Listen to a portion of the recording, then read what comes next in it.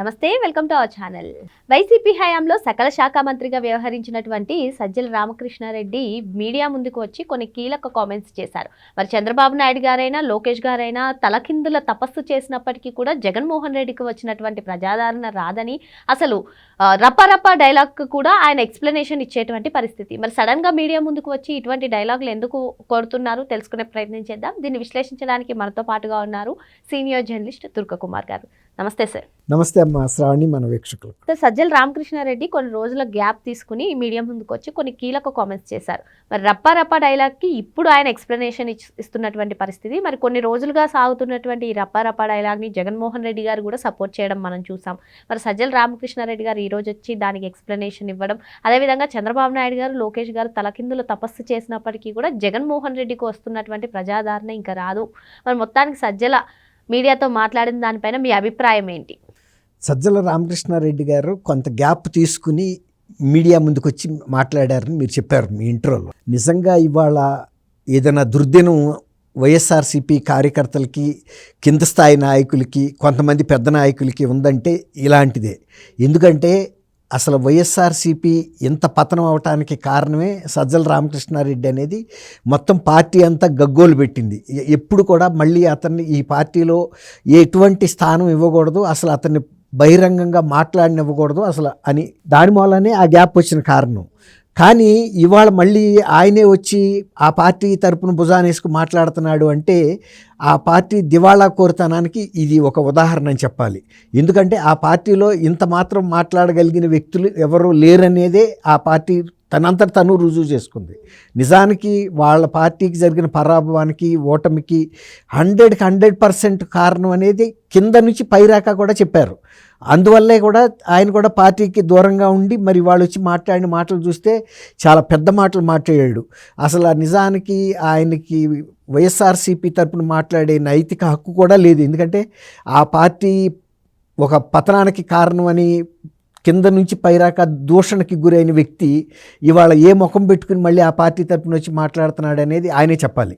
రెండోది ఏంటంటే ఆయన వైఎస్ఆర్సీపీ వంశ ప్రతిష్ట గురించి మాట్లాడాడు. అది చాలా పెద్ద ప్రతిష్ట గల కుటుంబం. అది కడప జిల్లా వాళ్ళకి, పులివెందుల వాళ్ళకి ముందు తెలుసు, తర్వాత రాష్ట్ర వ్యాప్తంగా తెలిసింది అని చెప్పాడు. అందువల్లే వాళ్ళకి అంత ప్రజాదరణ దొరికింది. ఇప్పుడు కూడా జగన్మోహన్ రెడ్డి గారి ప్రజాదరణ ముందు చంద్రబాబు నాయుడు గారు కానీ వాళ్ళ అబ్బాయి కానీ తలకిందులుగా తపస్సు చేసినా కూడా వానికి దరిదాపులకు కూడా రాలేరని కూడా చెప్తున్నాడు. అది నిజంగా అంత ప్రతిష్ట కలిగిన కుటుంబం అయితే వివేకానంద రెడ్డి గారిని ఎవరు చంపారు?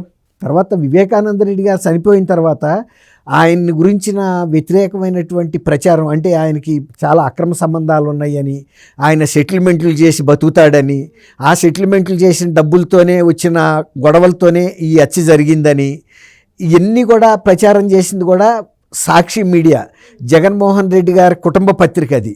మరి ఆ కుటుంబ పత్రికలోనే వాళ్ళ కుటుంబం గురించే ఇంత హీనమైన అంశాలు ప్రచారం చేశారంటే అవి నిజాలా అబద్ధాలా? ఒకవేళ కనుక అవే నిజాలైతే ఆ కుటుంబానికి ఏం ప్రతిష్ట ఉన్నట్టు, ఏమి గౌరవం ఉన్నట్టు? మరి మిగిలిన ఏ పత్రికలు కూడా రాయలా, మరి ఆ ఒక్క పత్రికే రాసింది. అవి ముందు దాని మీద ఆయన వివరణ ఇవ్వాలి. తర్వాత వాళ్ళ సొంత కుమార్తె కూడా జగన్మోహన్ రెడ్డి గారు ఎంత హంతకుడో చెప్పింది. ఈ హత్యలో ప్రధాన సూత్రధారే జగన్మోహన్ రెడ్డి అండ్ ఆ భార్య భారతి అని చెప్పింది. ఇప్పటికి కూడా ఒక పిటిషన్లో ఆమె కోరింది ఏంటంటే వివేకానంద రెడ్డి గారి హత్య గురించి మొట్టమొదటిగా తెలిసిన వ్యక్తులు భారతి, జగన్మోహన్ రెడ్డి అని చెప్పింది. వాళ్ళిద్దరినీ విచారణ ఎందుకు చేయటం లేదని అడిగింది. తర్వాత అతనితో మాకు ప్రాణహాని ఉందని ఇద్దరు చెల్లెళ్ళు, సొంత చెల్లెళ్ళు షర్మిల చెప్పింది, తర్వాత డాక్టర్ సునీత కూడా చెప్పింది. ప్రజల ముందు కొంగు పెట్టి అర్థించారు. వాళ్ళ కుటుంబంలోనే వాళ్ళ కుటుంబ సభ్యులకే ప్రాణహాని కలిగించే జగన్మోహన్ రెడ్డికి ఎంత ప్రతిష్ట ఉన్నట్టు ఆ వంశంలో వ్యక్తుల ప్రతిష్ట ఎంత గొప్పదో సజ్జల రామకృష్ణారెడ్డి గారే చెప్పాలి. సజ్జల రామకృష్ణారెడ్డి గారు వాళ్ళకి దగ్గర బంధువు కూడా, ఒక రకంగా దగ్గర ప్రాంతీయుడు. అట్లాగే జగన్మోహన్ రెడ్డి గురించి చెబుతూ రఫా గురించి మీరు అన్నట్టు అసలు ఆ రఫా సిద్ధాంతాన్ని ప్రతిపాదించిన వ్యక్తే జగన్మోహన్ రెడ్డి గారు. ఏంటి రఫా లాగా అమ్మవారి జాతరలో లాగా మెడలు కోస్తే తప్పేంటని అడిగాడు.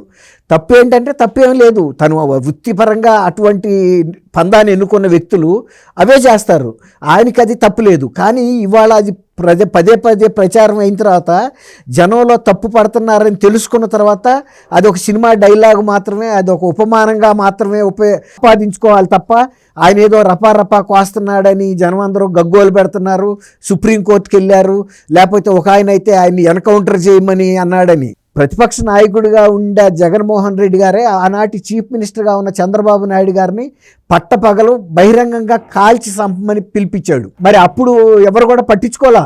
ఎందుకు పట్టించుకోలేదంటే అతను మాట్లాడే పద్ధతి అది, చేసే పద్ధతి కూడా అదేను. ఒకవేళ కనుక అటువంటి సంఘటనలే జరిగితే దానికి ఆయన కూడా సమానమైన మూల్యం చెల్లించుకోవాల్సి వస్తుంది అనుకున్నారే తప్ప దాన్ని ఇట్లా మాట్లాడతారా అని కూడా తప్పు కూడా పట్ల.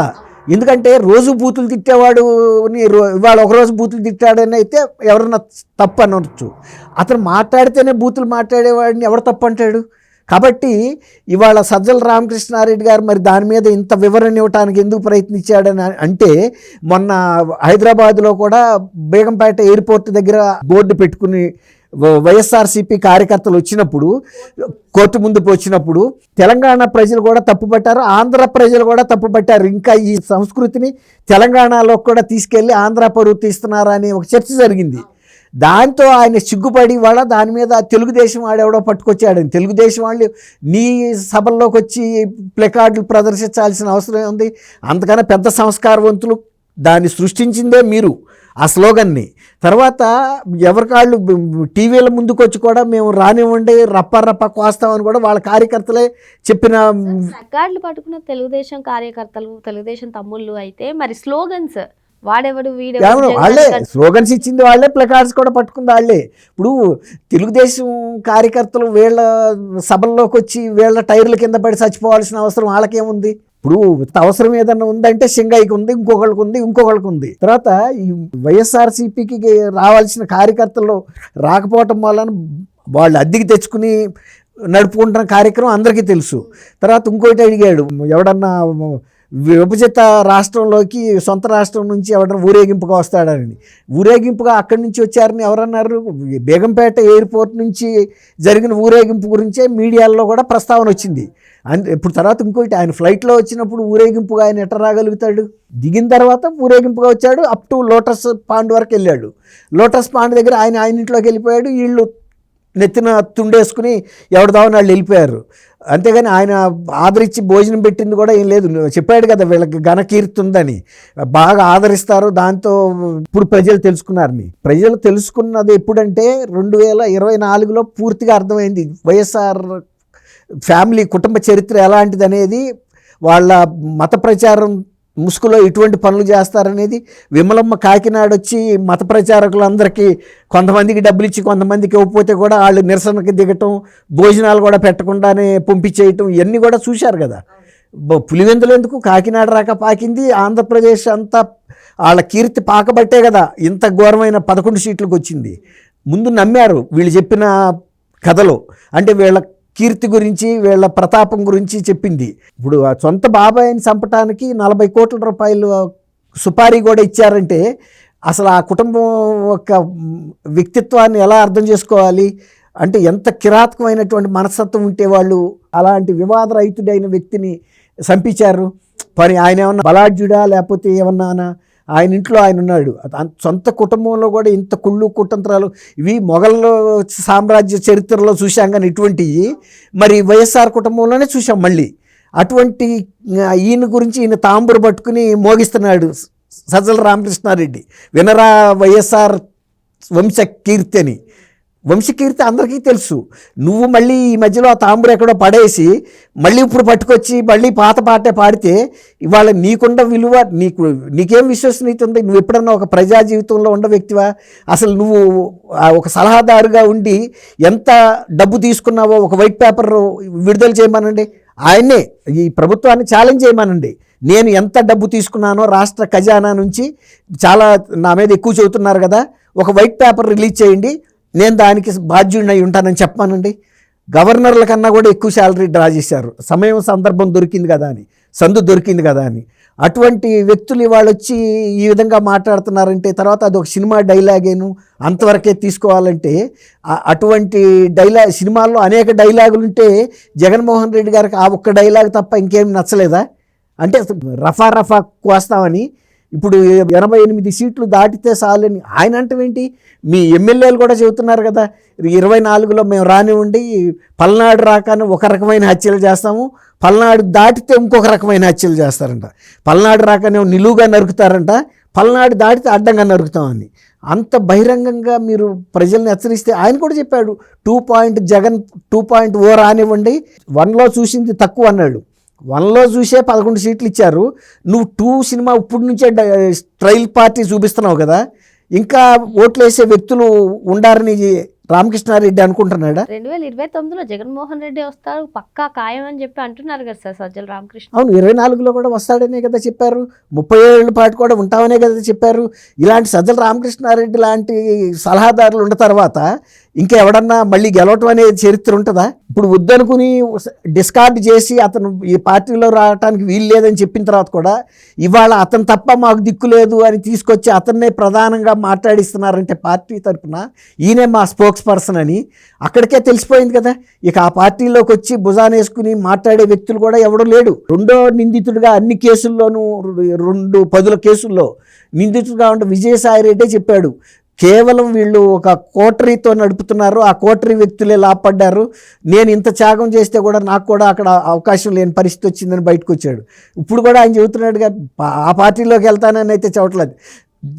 ఎవరైతే ఆ పార్టీ వాళ్ళు ఒక తీవ్రమైన శత్రువుగా భావించారో పవన్ కళ్యాణ్ని, ఎంత నిందించారో, పవన్ కళ్యాణ్ నా స్నేహితుడు అని చెబుతున్నాడు. నేను ఎప్పుడు కూడా ఆయన్ని ఒక చిన్న ఇంత మాట కూడా మాట్లాడలేదని చెబుతున్నాడంటే ఆయన ఇండికేషన్స్ ఇస్తున్నాడు, నేను పవన్ కళ్యాణ్ పార్టీలో చేరతా అని. ఎవరు పవన్ కళ్యాణే ప్రథమ శత్రువుగా భావించాడు. జగన్మోహన్ రెడ్డి గారు కలవరిచ్చాడు. ఏ మీటింగ్లో అయినా సరే పవన్ కళ్యాణ్ గారు వ్యక్తిగత విమర్శలు తప్ప జగన్మోహన్ రెడ్డి మాట్లాడింది లేదు. నిజంగా జగన్మోహన్ రెడ్డి ఓడిపోవటానికి వన్ ఆఫ్ ద రీజన్ ఏంటంటే పవన్ కళ్యాణ్ గారు లాంటి వ్యక్తుల మీద, ఇతరుల మీద, కుటుంబ సభ్యుల మీద జగన్మోహన్ రెడ్డి గారు ఇతరులను ప్రోత్సహించి చేసిన వ్యాఖ్యలు, ఆయన స్వయంగా చేసిన వ్యాఖ్యలు కూడా. ఒక ముఖ్యమంత్రి స్థాయిలో ఉన్నప్పుడు నీకు వ్యక్తిగతంగా విలువ లేకపోయినా ప్రజల దృష్టిలో నువ్వు ముఖ్యమంత్రివి, నీ నుంచి ఒక స్థాయి గల మాటలు రావాలి. విద్యార్థుల సభకి వెళ్తే ఎలా మాట్లాడాలి, లేకపోతే ఇతర వృత్తుల వాళ్ళ సభలకు వెళ్తే ఎట్లా మాట్లాడాలి, ఏ వేదికల మీద ఎలాంటి మాట్లాడాలో తెలియని విధంగా మాట్లాడాడు ఆయన. అంటే సంస్కారం లేని వ్యక్తిగా, సభ్యత లేని వ్యక్తిగా మాట్లాడి అన్ని సార్లు ఎంట్రుకలు చూపించడమే. ఇటువంటి మాటలు మాట్లాడే మూల్యం చెల్లించారు. ఇప్పుడు సజ్జల రామకృష్ణారెడ్డి గారు మళ్ళీ ఇవాళ వచ్చాడు అంటే ఈ 11 సీట్లు కూడా మంగళం పాడే పరిస్థితే తప్ప ఆయన స్వయంగా భూకబ్జాలు చేశాడు ఈ అధికారాలను అడ్డం పెట్టుకుని. ఇవాళ మళ్ళీ వచ్చి నేనే తగునమ్మా అని మాట్లాడుతున్నాడంటే ఇవాళ లోకేష్ గారిదిను చంద్రబాబు నాయుడు గారి గురించి వాళ్ళ మీద విశ్వసనీయత లేకపోతే 164 సీట్లు కూటమికి ఎలా వస్తాయి? తర్వాత లోకేష్ గారిని ఎంత ట్రోల్ చేశారు. ఆ వ్యక్తి మరి మంగళగిరిలో అదే నియోజకవర్గంలో స్టేట్లో 2వ 3వ స్థాయి మెజార్టీ సాధించగలిగాడు. తర్వాత కుప్పం నియోజకవర్గానికి అసలు చంద్రబాబు నాయుడు గారిని ఫిజికల్గా వెళ్ళడం వల్ల భౌతికంగా, తర్వాత వైనాట్ కుప్పం అని అడిగారు, వైనాట్ కుప్పం సరే వదిలేసాయి, కుప్పంలో ఆయన గెలవటమే కాదు అసలు రాష్ట్ర వ్యాప్తంగా స్వీప్ చేశాడు. అలాంటి వ్యక్తుల గురించి వాళ్ళ అవాకులు చవాకులు పేలిన ఈ సజ్జల రామకృష్ణారెడ్డి ఎప్పుడైనా ప్రజా జీవితంలో ఎక్కడైనా కార్యక్షేత్రంలో కనీసం విజయసాయి రెడ్డి గారి కన్నా మార్కులు పడతాయి, కనీసం పోటీ చేసి ఓడిపోయాడు.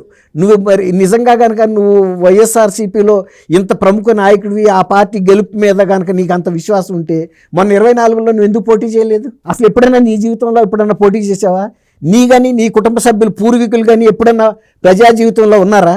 నీకు ప్రజా జీవితంలో ఎలా వ్యవహరించాలో నీకు తెలుసా? కేవలం జగన్మోహన్ రెడ్డి గారితో నీకున్న పరిచయాన్ని అడ్డం పెట్టుకుని డబ్బులు దోసుకోవడానికి గాది కింద పందికొక్కులాగా నువ్వు పనిచేసావే తప్ప పార్టీలో ఇతరులు కనుక ప్రోత్సహించి నిజంగా పార్టీ ప్రయోజనాల కోసం పోరాడితే ఇవాళ 164 సీట్లు రావాల్సింది వైఎస్ఆర్సీపీకి. ఇంత మంచి ప్రముఖమైన సలహాదారుండి ఆ సలహాదారు పనితనం ఎంతో ఇక్కడ అర్థమైపోతుంది. పనియాడు పందిరేస్తే పిచ్చికలు పడగొట్టిని అన్నట్టు మళ్ళీ అదే సలహాదారు వచ్చి వాళ్ళ వైఎస్ఆర్సీపీ కొమ్ముని భుజాన వేసుకున్నాడంటే రేపు ఎంత పతనం కాబోతుంది అనటానికి ఇది ఒక నిదర్శనం. మరో అంశంతో మళ్ళీ కలుద్దాం. Thank you sir. Thank you అమ్మ శ్రావణి, మన వీక్షకులు.